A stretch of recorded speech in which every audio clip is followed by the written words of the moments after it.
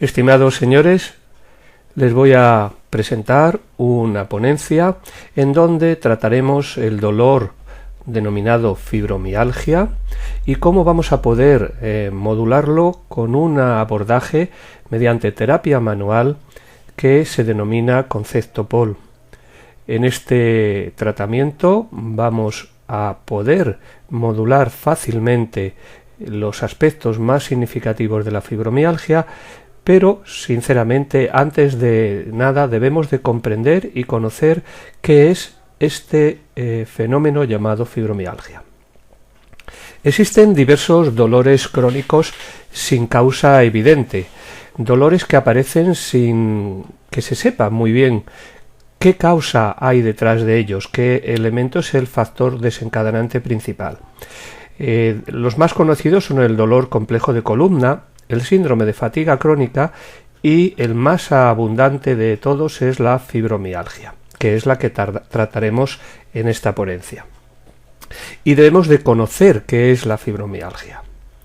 Para entender un poquito lo que es la fibromialgia y su enfoque terapéutico, debemos de hacer una visión retrospectiva, hacer una especie de proceso histórico de cómo se ha entendido este fenómeno doloroso, de cómo se ha comprendido por el colectivo médico y el colectivo de fisioterapeutas, y darnos cuenta cómo a lo largo de la historia ha ido cambiando y ha ido evolucionando el conocimiento de este síndrome.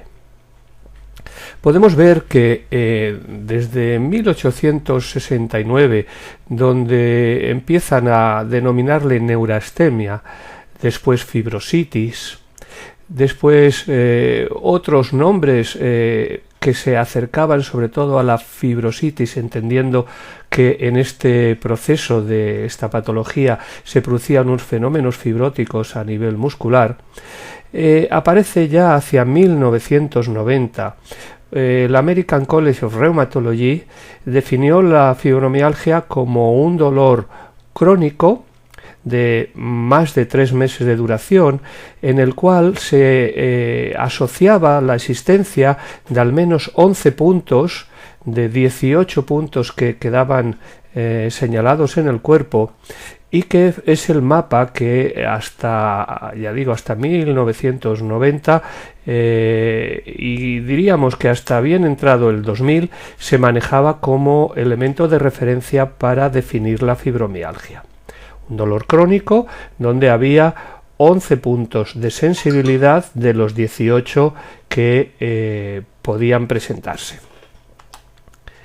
En definitiva, esto era una realidad, pero no del todo. ¿Qué ocurría? Que había realmente gran dificultad de diagnosticar este síndrome.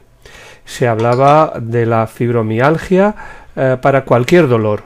Cuando alguien no sabía cómo denominar o no encontraba la causa desencadenante de un dolor, automáticamente se decía es que tiene fibromialgia, de manera que el nombre de fibromialgia fue como una especie de diagnóstico en donde todo podía estar, cualquier dolor que tuviese la persona que no se encontrase la causa aparente, se decía, es que tiene fibromialgia.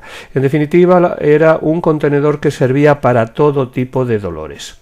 Pero era necesario que con el tiempo la ciencia fuese clarificando esta situación y a cada dolor le correspondiese su propio envase y no fuese todo a parar al mismo saco, de manera que si era un dolor lumbal fuese una lumbalgia, si era un dolor articular podría ser un problema articular, si era un problema facetario tuviese su denominación y si era fibromialgia que tuviese su denominación. Pero claro, era necesario tener una referencia diagnóstica para que tuviésemos la posibilidad de decir cuándo alguien tiene fibromialgia. Y aquí viene el problema.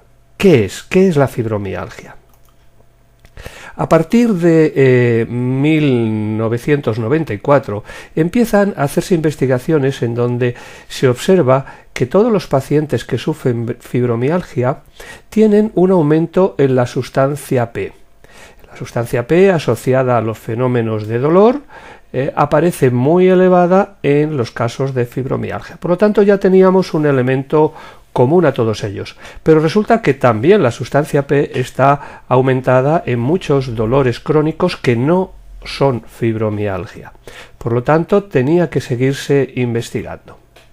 Hacia el 2002, como ven ustedes, hace bien poquito, se descubrió que en las personas con fibromialgia está modificada las respuestas en determinadas áreas de los centros cerebrales, de forma que aquella persona que tiene fibromialgia tiene determinados núcleos y centros cerebrales que se detectan como hiperactivos y que generan un aumento de intensidad del dolor frente a bajos estímulos agresivos. Por lo tanto, si normalmente ante un estímulo de presión en estas áreas cerebrales se encendían pocos elementos, en los pacientes fibromiálgicos se observa que ante el mismo estímulo de baja intensidad se encienden muchísimo más áreas cerebrales, con lo cual ya empezamos a encontrar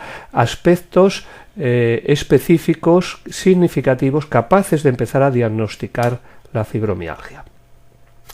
Pero se sigue investigando y se encuentra entre los años 2004 a 2007, se habla de que hay alguna alteración genética en los fenómenos de la dopamina. De manera que la dopamina y el glutamato, así como la BDNF, Brain Derived Neurotrophic Factor, en los pacientes con fibromialgia está realmente mucho más elevado que en los demás, que el grupo de control. Aquí tendríamos el grupo de control y los pacientes con fibromialgia, donde el glutamato, la dopamina, está mucho más elevada. Y así estos estudios empiezan a hacer un poco luz en todas estas sombras. Asimismo, también ya un poquito más cerca, hace bien poco, entre el 2006 y 2007, también se da lugar a unas investigaciones donde se descubre que hay factores genéticos implicados en la modulación del dolor, de manera que aspectos genéticos influyen en la susceptibilidad de las catecolaminas y de la serotonina. Por lo tanto, es como si hubiese una pequeña predisposición genética a sufrir fibromialgia.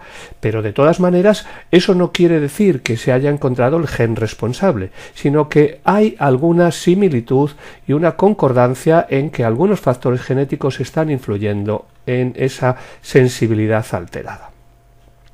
Pero también, ya más moderno, más actual, también sobre esta primera década del siglo XXI, se descubre que lo que se llama sensibilización periférica o wind-up en los pacientes con fibromialgia a nivel de las astas posteriores está facilitada la transmisión de las señales que vienen por las aferencias de los nervios del dolor. De forma que cuando una señal de baja intensidad correspondiente a una leve presión o a un pequeño dolor entra en el asta posterior, existen unos elementos facilitadores que hacen que la señal que asciende al tálamo y que luego va a darnos la percepción del dolor sea muchísimo más amplificada, y eso es la sensibilización periférica o wind-up. Ya está amplificado en las astas posteriores. Y se observa que los pacientes con fibromialgia están generando una mayor transmisión de las fibras C, que son las transmisoras del dolor. Ya también en esta misma década existe una gran investigación sobre lo que sería la sensibilización central, y empezamos a comprender que los pacientes con fibromialgia también tienen aumentada la sensibilización central. ¿Y qué es la sensibilización central? Encontramos que esas señales que vienen por los nervios de las fibras C correspondientes al dolor, cuando ascienden por el haz espino-reticular, espinotalámico, y llegan al tálamo, es en el tálamo donde se procesan esas señales, y en la zona reticular, y lo que debería ser interpretado como una sensación de presión o de calor o de pequeña molestia, el tálamo la procesa como una gran molestia. Lo que hace es proyectar sobre la zona del córtex una experiencia de gran dolor cuando no debería de ser así. Es como si a nivel talámico y a nivel de la zona reticular se amplificase la señal y la experiencia que el paciente tiene y que vive no se corresponde con la señal aferente, que era normal, que no era muy alta.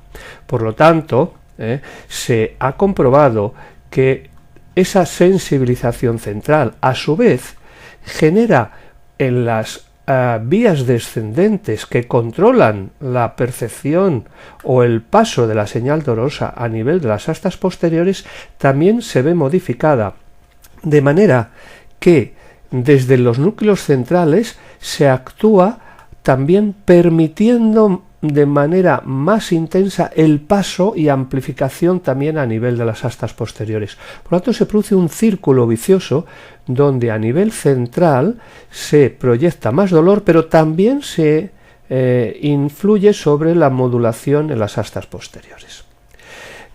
Así vemos que este fenómeno de la sensibilización central va cobrando cada vez más importancia en lo que será el conocimiento de la fibromialgia. En el año 2009, diversos colegas se reunieron, una reunión de expertos, y que decidieron en un sitio en Arizona intentar hacer una mesa redonda donde se pusiese en común lo que se conocía sobre la fibromialgia, sobre su diagnóstico, para poder entender qué era lo que el paciente sentía, qué era lo que se conocía sobre las causas que podían provocar este síndrome, y hicieron una puesta en común. Fruto de esta puesta en común, lo que ocurrió es que se llegó a la conclusión de que la fibromialgia es un dolor complejo, que es una entidad multimodal, donde no hay una sola causa desencadenante, sino que influyen muchísimos factores, y que no solo son los factores biológicos, sino también que influyen los factores psicológicos y factores sociales. Y que, por lo tanto, la fibromialgia seguía el esquema de la neuromatriz descrita por Melzack. En esa neuromatriz lo que nos viene a decir es que, si bien hay elementos físicos, cutáneos, del tono muscular, viscerales, pero también hay elementos cognitivos, como el paciente tiene unas experiencias del conocimiento sobre el dolor, también la afectividad que el paciente está teniendo en su vida, y cómo esos factores, los bio, psico y sociales, llegan a las áreas centrales de procesamiento del dolor, y en esas áreas centrales nos dan unas salidas como son la percepción del dolor, que puede estar aumentada, y por lo tanto es un montón de aferencias biopsicosociales que dan respuestas no solo en el dolor, sino también en los cambios de la acción y de la comunicación del paciente, cómo vive su experiencia social y cómo regula su nivel de estrés, su cortisol, su noradrenalina, y cómo se alteran los niveles de citoquinas y los niveles de inmunidad y de endorfinas. Por lo tanto, diríamos que la fibromialgia se corresponde perfectamente con ese elemento, con ese esquema de la multiplicidad de factores, sobre todo biopsicosociales.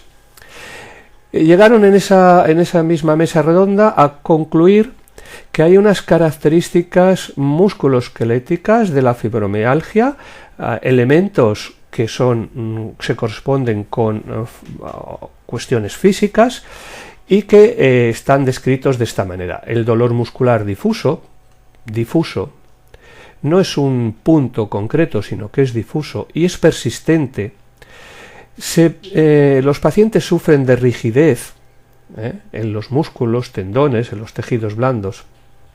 Se observan alteraciones del tejido conectivo, sobre todo la fibrosis, que fue lo que en los primeros años dio lugar a que le llamasen fibrositis, y se observan adherencias y engrosamiento del palículo del tejido conectivo, con una gran fibrosis del tejido conectivo. Los pacientes sufren de fatiga importante. La presencia de los 11 puntos es algo que se da como válido, pero no es necesario. Como veis, no está puesto en color azul. Y también a veces aparecen colon y vejiga irritable, pero no es lo más común. Y a nivel psicológico, a nivel de la neuropsicología, la fibromialgia genera alteraciones del sueño, a veces dolores de cabeza, siempre disfunciones cognitivas, alteraciones de la memoria y sobre todo alteraciones del humor, ansiedad y depresión. En esta misma revisión, esta misma actualización del 2009, se llegó a la conclusión, como decía, de que si bien la existencia de los puntos famosos de los 18 puntos, de los 11 de los 18 puntos de dolor, no debería de usarse para el diagnóstico de la fibromialgia. Aunque esté presente, aunque existan esos puntos de dolor, no quiere decir que sean exclusivos de la fibromialgia, sino que otros dolores crónicos de origen desconocido también generan estos puntos de fibromialgia. Estos puntos de dolor. Y no por eso son puntos asociados exclusivamente a la fibromialgia. Por lo tanto, si bien existen, no deben de usarse para el diagnóstico. Últimamente, ¿qué es lo que se va descubriendo? La investigación ha seguido y ha progresado de manera que existen nuevos conocimientos sorprendentes. Por ejemplo, se ha comprobado que en la fibromialgia existen alteraciones en lo que se llama la microbiota. La microbiota son las bacterias que viven en nuestro intestino, que tenemos miles, si no millones, o cientos de miles de bacterias diferentes en nuestro intestino.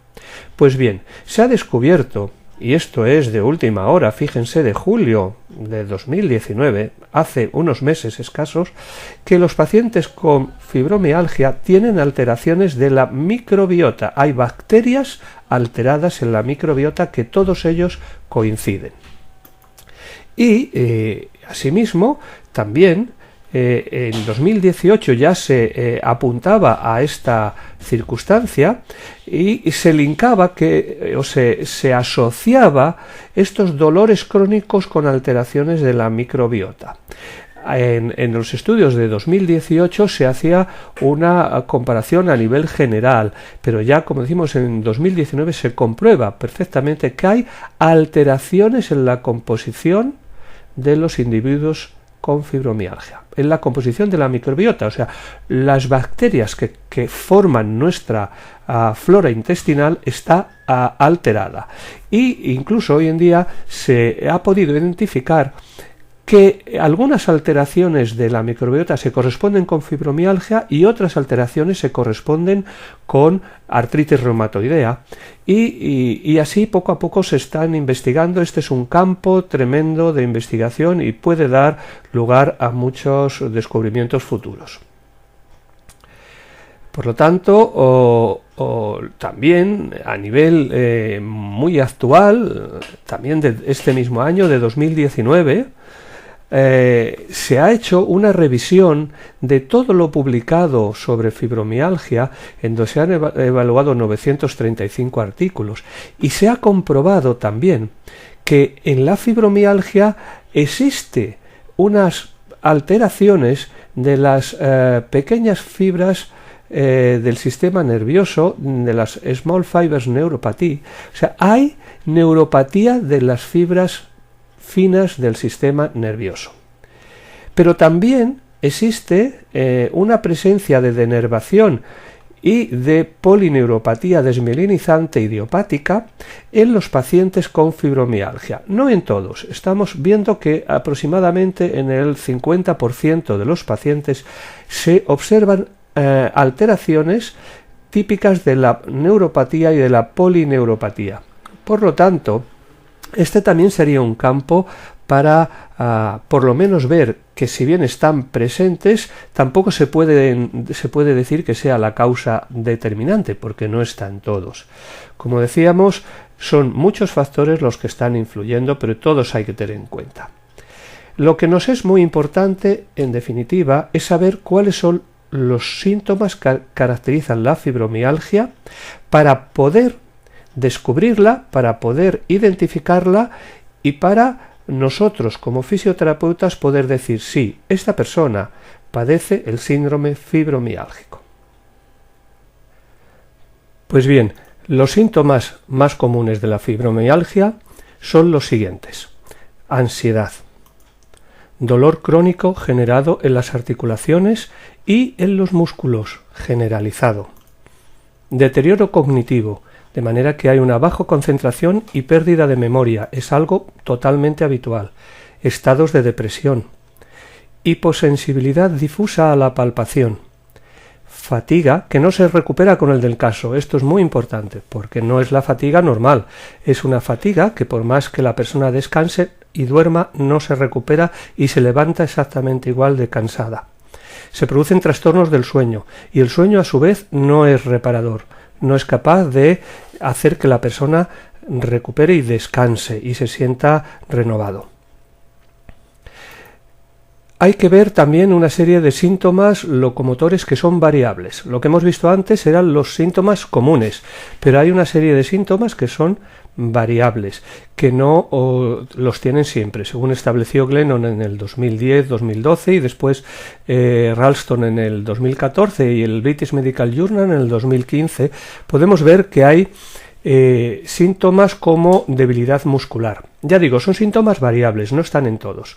Parestesias, a veces entumecimiento de las extremidades, pero sin seguir un dermatoma.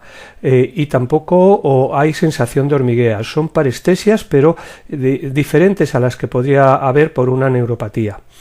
También a veces se asocia con fenómenos de Raynaud y síndrome de piernas inquietas y rigidez.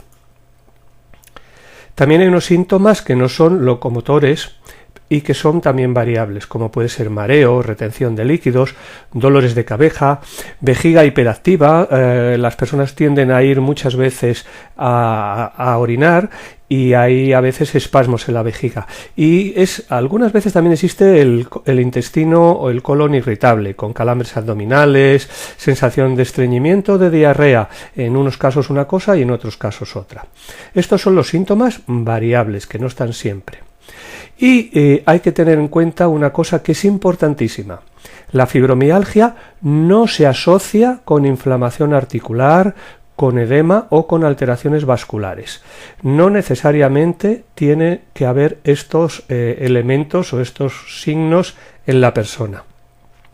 Puede tener una inflamación articular por tener una artritis asociada o tener algún problema articular, pero no se asocia por el hecho de tener fibromialgia.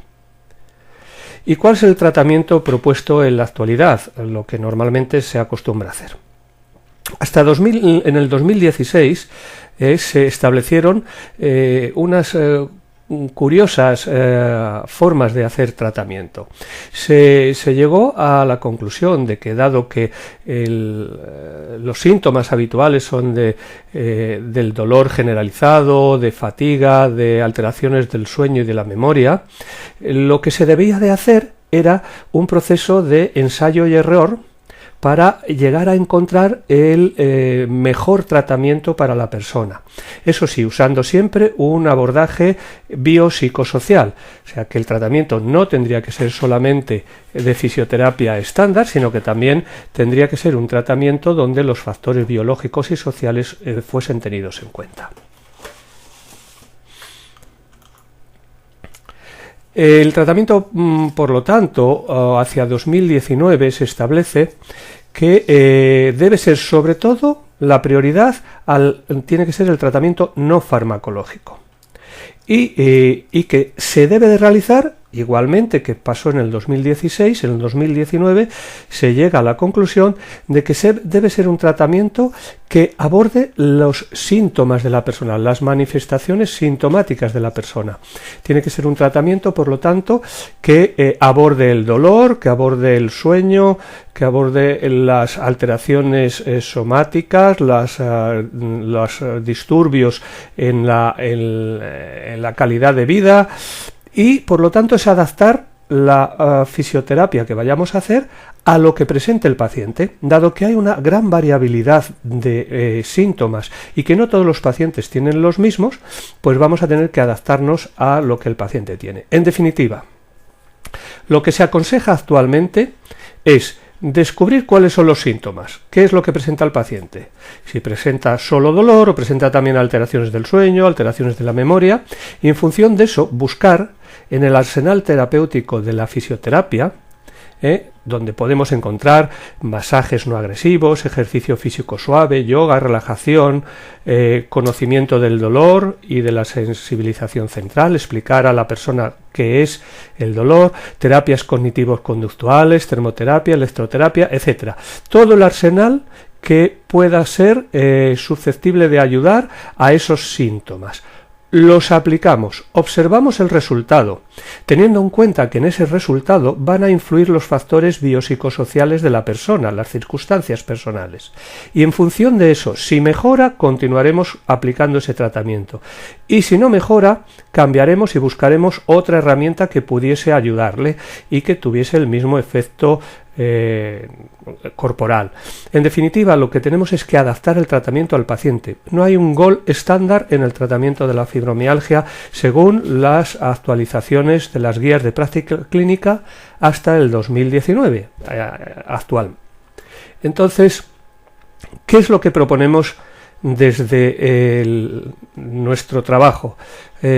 Estamos intentando decirles a ustedes que hay un tratamiento de la fibromialgia adaptado a los conocimientos actuales, adaptado a eso que se sabe sobre la psiconeurofisiología de la fibromialgia y que va a trabajar en varios planos. Vamos a trabajar a nivel local, haciendo un desfibrosado y una reorganización del tejido conectivo.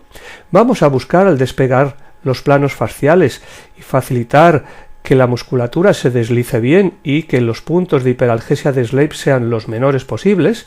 Vamos a activar la microcirculación. Pero también a nivel neural es necesario, por lo tanto, hacer una desensibilización periférica, inhibir la transmisión del dolor a nivel medular, hacer también un trabajo de desensibilización central y regular los niveles de neurotransmisores, sobre todo de sustancia P, glutamato y BDNF. Y finalmente, a nivel psicológico, tendremos que enfocar también el tratamiento hacia hacer unos ajustes de vida y ajustes cognitivos para que se aumente la dopamina y se disminuya el cortisol. En definitiva, generar espacios de felicidad y facilitar sobre todo el sueño y el descanso. Ese sería los objetivos del tratamiento. ¿Y cómo conseguimos estos objetivos mediante la terapia manual POL? Que es lo que queremos proponerle.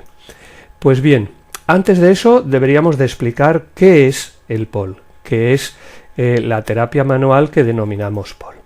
Pues bien, les diría que POL es una evolución de la movilización de los tejidos. Es una movilización pasiva, pero que se apoya en el diagnóstico clínico y en el razonamiento fisioterápico, y que usará como herramienta fundamental la movilización resonante mantenida. Movilización pasiva, mantenida, que quiere decir que se mantiene a lo largo de toda la sesión, y resonante. ¿Qué quiere decir resonante? Quiere decir que es un movimiento oscilatorio, rítmico, que se realiza con poca amplitud, de forma pendular y a una frecuencia que llamamos de resonancia. Esa movilización de especiales características es lo que nosotros denominamos el tratamiento con POL. Como vemos, vamos movilizando pero de forma rítmica y ¿qué es la resonancia? O sea, ¿cuándo conseguimos esa frecuencia? La resonancia es la menor frecuencia de oscilación que consigue que todo el sistema corporal entre en oscilación simultánea y a la vez a la misma frecuencia. Esa sería la frecuencia. Hay más frecuencias de oscilación resonante, pero nosotros vamos a utilizar la más baja. Hicimos unos estudios con análisis del movimiento en la Universidad de Chile, con unos marcadores en donde pudimos observar cómo cuando oscilamos a la persona, todos los marcadores entran en oscilación simultáneamente, aproximadamente a una frecuencia entre 1 a 2 ciclos por segundo. Todos los marcadores oscilarán de forma senoidal y todos a la misma frecuencia. Esa sería la resonancia. En el ser humano todas las personas se encuentran entre 1 y 2 ciclos por segundo aproximadamente. ¿Y cómo funciona? ¿Qué es lo que hace esa oscilación para que realmente consigamos ayudar a los tratamientos de los pacientes de fibromialgia? Primero hay que recordar que buscamos unos efectos neurológicos que conseguiremos. El POL consigue realizar una inhibición nociceptiva periférica. ¿Cómo lo consigue? Pues bien, cuando estamos haciendo la oscilación, estamos estimulando los sensores propioceptivos. Esos sensores propioceptivos circulan por las fibras A-alfa y van a realizar una interferencia en las astas posteriores, anulando la transmisión mediante el efecto de control de puerta descrito por Melzack e impidiendo que las fibras C del dolor transmitan toda la señal que pudiese llegar después a los sistemas centrales. O sea, hacemos una inhibición a nivel de las astas posteriores mediante la interferencia de la señal propioceptiva del movimiento. Eso es así porque la propiocepción, las fibras A-alfa, circulan a alta velocidad porque están muy mielinizadas y las fibras del dolor van por fibras C que no tienen mielina, por lo tanto llegarán mucho antes al asta posterior que las fibras C y por lo tanto, según dijo Melzack, se produce una modulación de las fibras C debida a los inputs de las fibras más mielinizadas. Y por lo tanto, las fibras A-alfa van a producir una gran modulación de las fibras C de los nociceptores. Pero también se produce con esta oscilación de POL una inhibición central y también una modulación de las vías descendentes. Se sabe por estudios que los efectos de las movilizaciones de este tipo oscilatorias producen un aumento de las beta-endorfinas, de la dopamina, de la serotonina, del corticotropin releasing factor, que son elementos que van a ayudar a reducir la sensibilización central. La señal que hemos creado por las fibras A-alfa va a ascender por el haz espinotalámico hacia el tálamo y ahí va a producir la inhibición a nivel central y va a reducir el volumen de amplificación que es el responsable después de la experiencia cortical de un aumento del dolor. Bien, a nivel del control del tono muscular podremos comprobar que el método POL también disminuye el tono muscular, reduciendo la sensación de contractura, la sensación de aumento de tono que tienen los pacientes. Aquí podemos ver en una investigación realizada con miofeedback, donde a nivel superficial podemos detectar que si bien empezamos antes de la oscilación con unos microvoltios, llegamos después, al cabo de unos minutos, a una reducción total del tono muscular. Esto fue una investigación realizada por José María Rodríguez en Madrid, en la Universidad de la ONCE. También tenemos que tener en cuenta, por lo tanto, que a nivel neural los efectos del POL sobre la nocicepción son que la oscilación aumenta la descarga de los mecanorreceptores y eso genera una inhibición de la nocicepción a nivel periférico y central, como hemos dicho. Se regulan las vías ascendentes, se producen y se modifican los neurotransmisores, se regulan los núcleos centrales y la neuromatriz, se neuromodulan también las vías descendentes y se reduce el tono muscular y la tensión y la sensación de tensión y de contractura. Pero también existen unos efectos fisiológicos biomecánicos, los normales, que toda movilización pasiva tiene sobre la flexibilización, aumenta de movilidad, descompresión de estructuras, efectos descontracturantes. Esos son los normales de toda movilización pasiva de las articulaciones y de los tejidos blandos. Pero hay un elemento muy importante en la reducción del dolor, que es el efecto sobre la fibrosis intersticial, que se ha visto que es un elemento común en los pacientes de fibromialgia. Mediante esta movilización ponemos en movimiento la malla intersticial y esa malla intersticial se flexibiliza y se drena, eliminando la sopa inflamatoria y desfibrosando la malla intersticial, tal como está descrito por Tortora. Estos efectos, junto con la mecanotransducción que provoca un estímulo regenerativo celular, fruto de ese movimiento oscilatorio, ambos, los neurológicos y los biomecánicos, se apoyan el uno en el otro y se favorecen mutuamente para conseguir un efecto mucho más global. Tenemos evidencia publicada de que la terapia manual oscilatoria es capaz de reducir significativamente el dolor. Esto es un estudio realizado sobre artritis reumatoidea. Y también hay estudios que demuestran que la terapia manual aumenta la serotonina y disminuye el cortisol, aumentando también la dopamina. Por lo tanto, la terapia manual es capaz de equilibrar los neurotransmisores y mediadores del dolor. A su vez, se sabe también que las oscilaciones provocan un efecto sobre la fibrosis intersticial, de manera que los movimientos cíclicos estimulan los fibroblastos a su remodelación y por lo tanto la terapia manual rítmica remodela el tejido conectivo, trabajando por lo tanto sobre la fibrosis intersticial que hemos visto que era habitual en la fibromialgia. A su vez, está comprobado y hay evidencia de que la terapia manual rítmica músculo-articular actúa modulando el sistema nervioso central. Y esto es importantísimo porque hemos visto que la sensibilización central es uno de los principales factores. ¿Y cómo se realiza el tratamiento? ¿Cómo es el proceso que realizamos con el método POL para abordar la fibromialgia? Les voy a poner ahora a ustedes unas imágenes para que puedan ver cómo se realiza el tratamiento.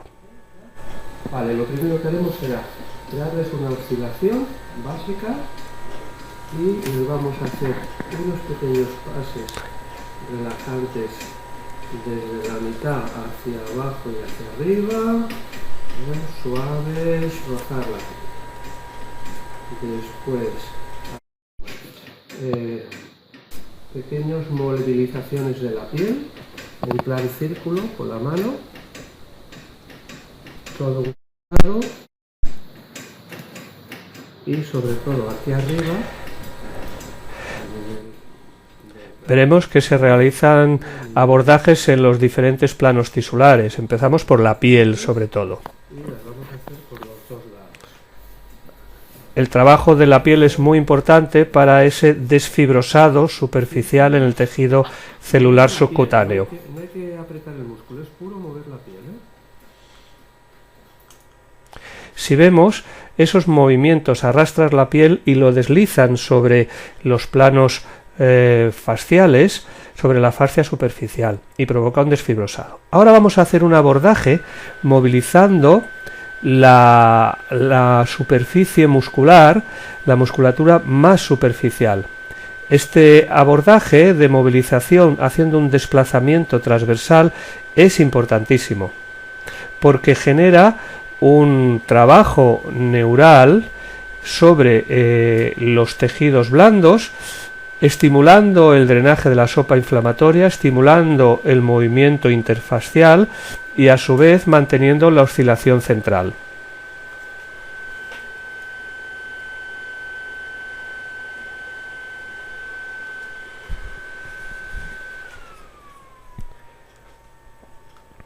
Podemos ver cómo también abordamos la musculatura tanto de la nuca como los paravertebrales superficiales. Son movimientos de desplazamiento, pequeñas presiones alternativas que se sincronizan, como ven, con la oscilación general de la columna. La oscilación basal general de la columna es lo que va a estar produciendo las aferencias rítmicas propioceptivas en todos los niveles metaméricos.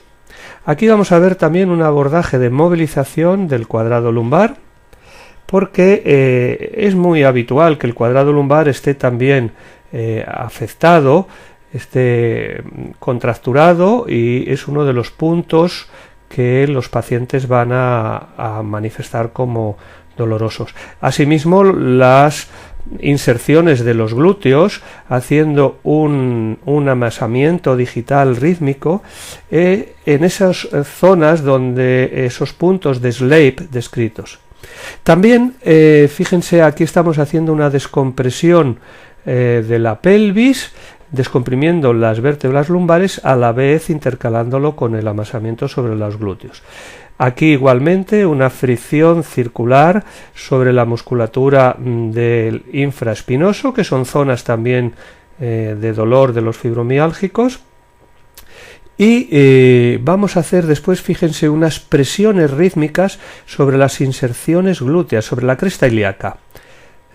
Esas presiones van progresando de proximal a distal, haciendo una progresión rítmica.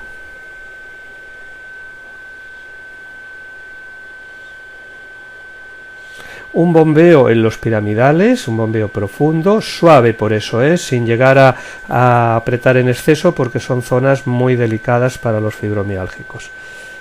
Ese bombeo rítmico va a conseguir destonificar los rotadores de cadera. Un balanceo de la pelvis, descomprimiendo la zona lumbar.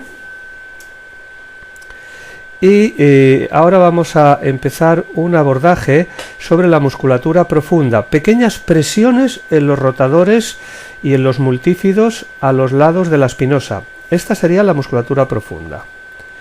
Transversos espinosos y multífidos.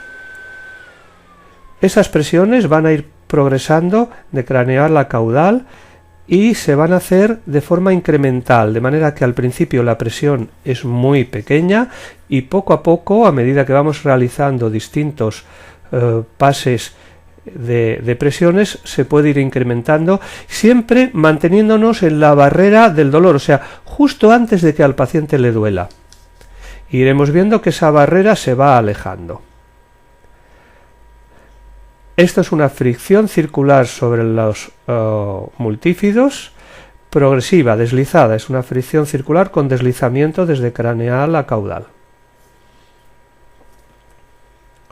Con un deslizamiento final, una fricción longitudinal, para terminar de realizar el otro lado con las fricciones circulares más el deslizamiento longitudinal.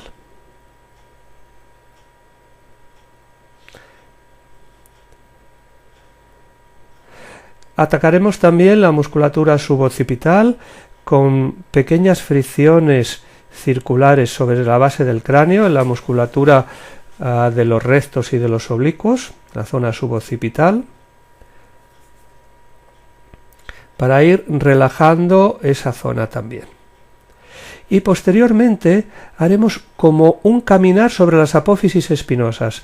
Estas presiones son laterales a la apófisis espinosa, de manera que un dedo empuja en una dirección y otro sobre la otra.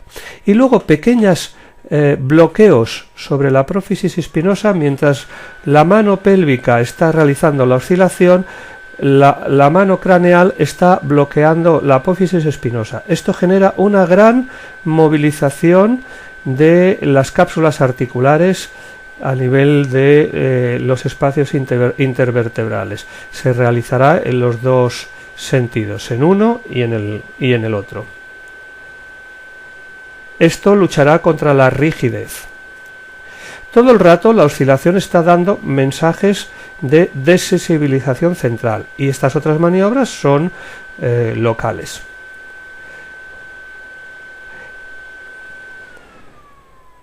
Después vamos a caminar por la zona costal, desde craneal a caudal, con una tracción final sobre la pelvis.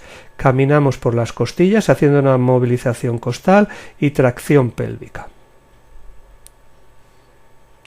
para terminar con una tracción cervical, una tracción desde el sacro, una contratracción tórax sacro-craneal, desde el sacro hacia tórax y cráneo hacia arriba,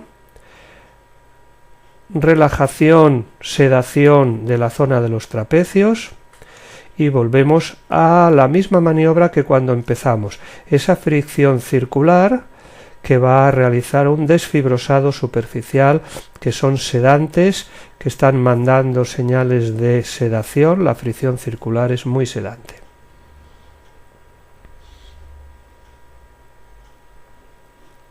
Y así terminaría.